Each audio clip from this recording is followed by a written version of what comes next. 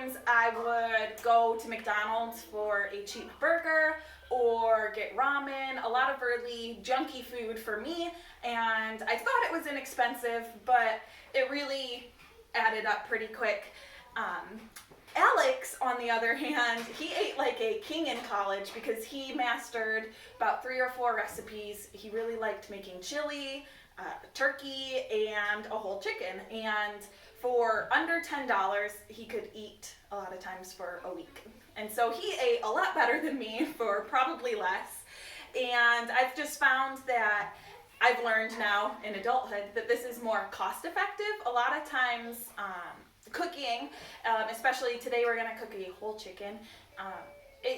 It's not just cost effective, but it'll feed for multiple meals, and it's a lot easier. I think that a lot of people think that it's daunting. I've met a lot of adults who say that they've never roasted a chicken before too. I think because it seems more daunting than a chicken breast, but we can do it if you remember 3 pretty easy steps. So the first one, I have my chicken here. And just for the purpose of keeping time on this, I already took everything out of it and patted it dry. But the first thing is to remember to prep the inside of the chicken. So very basic is you can just do salt and pepper. We're gonna do a little bit more, and we're gonna do salt and pepper, and then some lemon, some garlic, and some herbs on the inside. And you can use like a roasting dish like this, or a flat cookie sheet works well too. And remember with chicken, I'm probably overcautious with washing hands, but I don't even like touching my salt and pepper after just touching the chicken.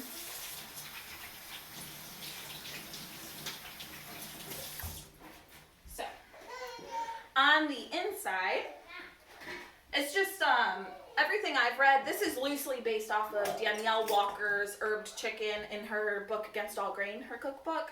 It's kind of how I based how I cook a chicken. This is just how I do it daily. Well, not daily, I don't make it daily, but how I'll make a chicken.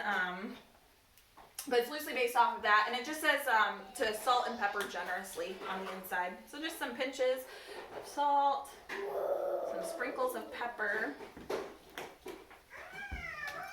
and then we're gonna do lemon, garlic, and herbs. For the lemon, take this and cut it in half. I'm gonna just squeeze half of it into this dish. I'll show later what this is for, but I just want that lemon juice for this, for the outside. Just that there, and then we're just gonna stuff those right in the cavity there. And then for herbs, I picked these up at the store. What I like about this too is you can use just about any herbs, and I usually get them from my garden. So it's easy just to go out and snip them, but it's the middle of winter, so they're all dormant right now. But this is sage, just like a bundle of sage. It's not any strict measurements. A small bundle of thyme here, and a few sprigs of rosemary here. I'm going to set one aside for something else. And you're just going to put that in the cavity. And then it's going to be about 4 cloves of garlic, which is roughly 2 teaspoons. I'm going to eyeball it, but roughly 2 teaspoons of garlic go in the cavity. And then after that, we're going to work on the outside of the chicken. And the outside, to do it the most basic way, is just some form of oil or fat and salt. And that will cause the outside of the chicken to brown and get that crispy. The salt makes it crispy. Again, we're going to do it a little bit, just a little bit fancier, not too fancy. And so I have the same herbs that I put in the chicken, some rosemary, some thyme, and some sage just chopped up, the lemon juice that we put in there, and then I'm going to put some more garlic. Should have saved that spoon.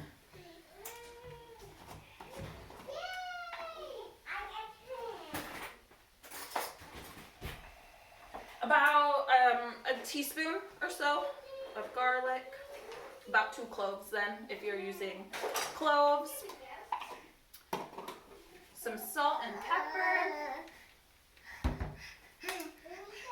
It's usually about a 1/4 teaspoon of pepper and a half a teaspoon of salt about.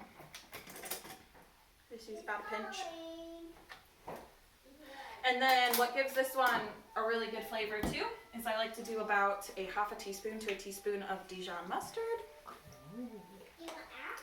And then about a tablespoon or 2 of oil, and that's that fat that's going to brown it up. And then we're going to give it a quick mix. And then when you're putting it on your chicken, you want to make sure that you get the top, the bottom, and then underneath the wings really good. Rub it in under the drums, under the wings, which is a little bit harder in a smaller pan like this. That's easier on a cookie sheet.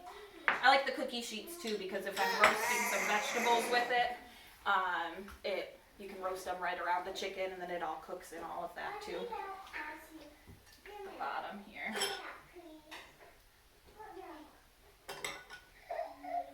A little bit messy. Oh no, Logie. Alright, and then, the rest on top. And then you're going to cook it at, I have the oven set for 425. You cook it for roughly 55 minutes to an hour.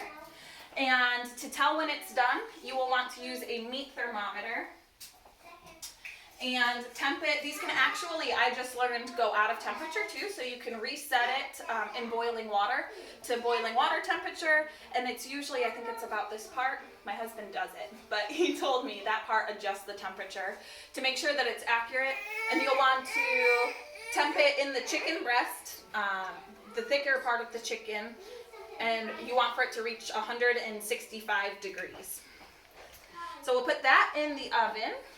And then what I like about this too is it feeds, usually for the first night, I feed my family just like a roast chicken and some vegetables and a salad. And then the second night, with the leftovers, I'll either put it on a salad or in a sandwich, in a burrito bowl or a soup, something like that. And it makes several meals for us. And this, once it comes out, you'll notice it browns really well. The herbs get a little bit crispy sometimes, but it still tastes really good. And it'll be good to go. So, thank you guys.